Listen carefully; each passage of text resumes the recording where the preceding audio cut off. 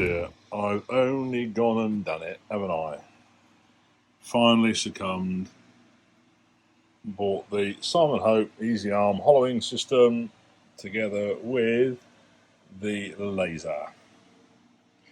On first unpacking, it is extremely substantial and heavy, so I can see how this is going to be quite a manly exercise to hollow things out.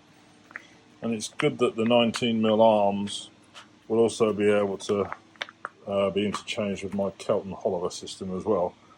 So I'm going to have great fun assembling it. Apparently the first thing you've got to do is put this bit in there, and then you've got to put this bit in there, and then I'll have to read the rest of the instructions.